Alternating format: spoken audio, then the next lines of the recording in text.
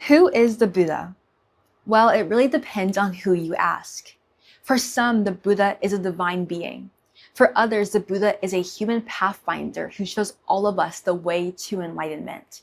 And for many others, we all have a Buddha nature inside of us. We all can become Buddhas, which literally means enlightened one. The historical Buddha is Siddhartha Gautama. Scholars believe he lived in the 5th century BCE, and he is regarded as the founder of Buddhism, a religion with over 500 million followers today. Buddhism is a religion that encourages those who practice it to constantly ask questions about the world around them, to break free of black and white thinking, and above all else to be students of life, deeply committed to lifelong learning and curiosity.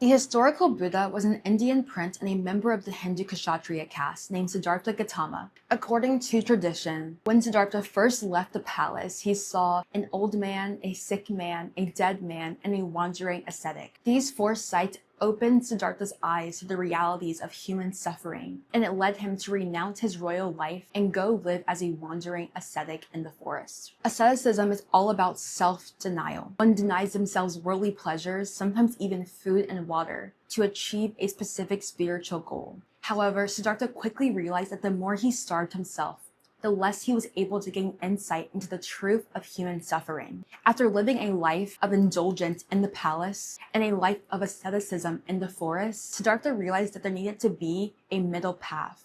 And that middle path is Buddhism. It's tradition that Siddhartha sat underneath a tree until he gained insight into the truth of human suffering. It's under this tree that he became the Buddha and achieved enlightenment, or a spiritual awakening.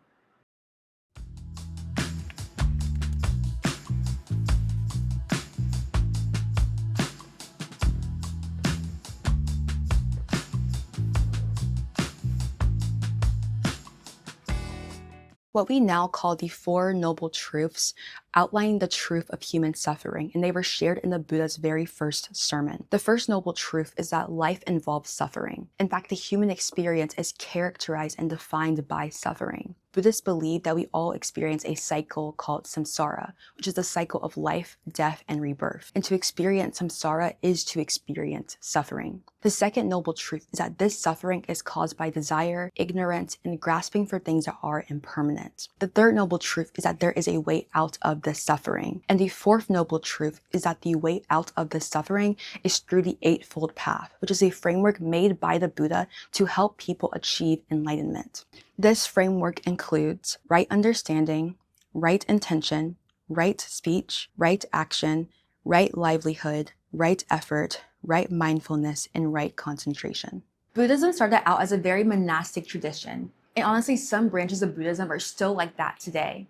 Many of the Buddha's first followers gave up their possessions, left their homes, and took vows to become wandering monks. There were also lay people who followed the Buddha's teachings as disciples, but did not renounce their roles as householders. The lay community and the monastic communities were very interdependent on one another. The monks will rely on the lay people for food and shelter, and in return, the monks will provide spiritual teachings and guidance. Buddhism initially thrived in India, partially because Buddhism does not divide people on the basis of caste. Another factor that played a role in this is the king Ashoka, who lived during the 3rd century BCE. He was an avid supporter of Buddhism and even went as far as making Buddhism an imperial religion. He sponsored missionary efforts to countries like Sri Lanka and Thailand. Through trade and other missionary efforts, Buddhism reached places like China, Korea, Japan, and Myanmar. Over time, Buddhism lost its hold and influence over India, likely due to the rise of Bhakti Hinduism, invasions from the Huns, and later on, British colonialism. As Buddhism began to spread, it evolved into 3 distinct traditions: Theravada, Mahayana, and Vajrayana Buddhism. These traditions are distinct in the ways that they view and approach the Buddhist teachings and the way they interpret and approach the path to enlightenment. Theravada Buddhism is the way of the elders. It is most prominent in places like Sri Lanka, Thailand, and Cambodia. This is one of the oldest Buddhist traditions, and Theravada Buddhists regard themselves as being the most faithful to the Buddha's teachings. Theravada Buddhism is a monastic Buddhist tradition that focuses on becoming an arhat, which is a person who has attained enlightenment. An arhat is the ideal spiritual model. Theravada Buddhists believe that the Pali Canon, which are Buddhist scriptures, are the most accurate sources of the Buddhist teachings. Mahayana Buddhism, which literally means great vehicle, takes a slightly different approach.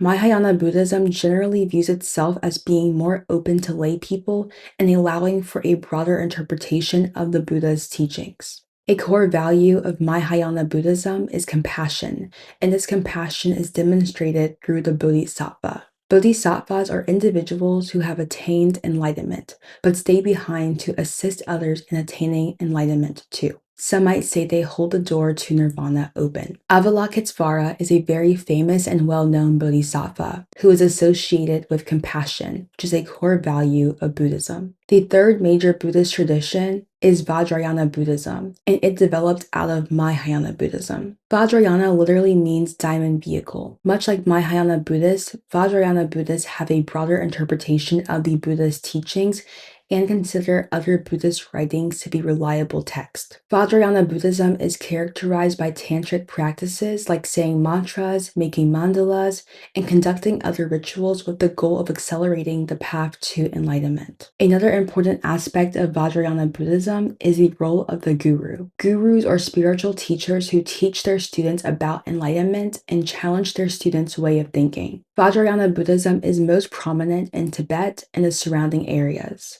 Tibetan Buddhism is one popular school in the Vajrayana Buddhism tradition. I recently had a chance to visit a Tibetan Buddhism center. I want to experience what a Buddhist service would be like and also learn more about Tibetan Buddhism as a whole. And it was a very, very cool experience. The first thing I noticed when I pulled onto the property was how colorful everything was. There are lots of large, colorful statues around the perimeter of the building, and the inside area where the monk taught his Sunday message was very colorful. There were flowers everywhere, pictures everywhere. It was very, very cool. The teaching was more casual than I expected it to be, but it felt very much like I was a student and the monk was the teacher. He allowed everybody to ask questions or to ask for advice at the end, and he gave a message talking about the importance of compassion and being kind to one another. And the center had a lot of pictures of the Dalai Lama around, who is currently Tenzin Gyatso, and the Dalai Lama is the spiritual leader of Tibetan Buddhism. What is the sound of one hand clapping? I honestly couldn't even tell you. This is an example of a koan that's given to students of Zen Buddhism, which is a school of Mahayana Buddhism in a Japanese tradition. Koans are questions and problems that are meant to help students move beyond the type of thinking that's characterized by logic and realism. Things are often not black and white, especially things of a spiritual nature, and koans are meant to help students realize that. The Buddhist community, or the Sangha, is an incredibly important aspect of Buddhism. The Sangha is one of the three treasures or jewels that Buddhists take refuge in. The other two are the Buddha and the Dharma, which are the Buddha's teachings. I got to see this firsthand when I went to visit a Tibetan Buddhism center the other day. It was such a cool experience, and the sense of community there was so strong. The center acts as a place of gathering and fellowship for special events.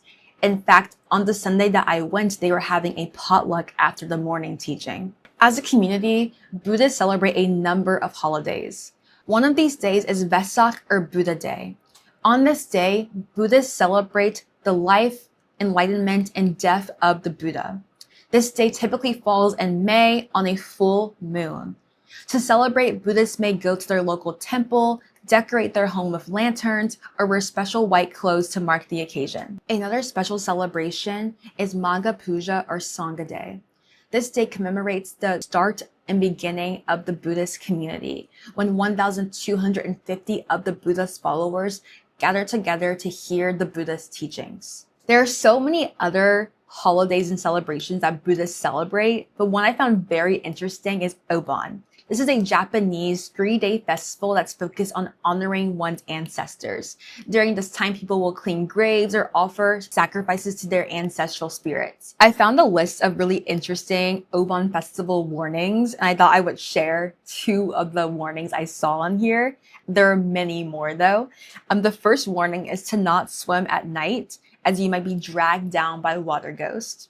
And the second one is that you should not hang your clothes out at night because a ghost might steal your clothes and wear them, which is so interesting. That's kind of cool. There are more rules too. I want to learn much more about them. I would love to experience this festival. I think it'd be so cool. Today, Buddhism has become very popular. There are over 3 million Buddhists in the US. Life as a Buddhist is summed up through the 5 ethical precepts: showing compassion and kindness to others, abstaining from intoxicants, abstaining from false speech, abstaining from stealing, and abstaining from sexual misconduct.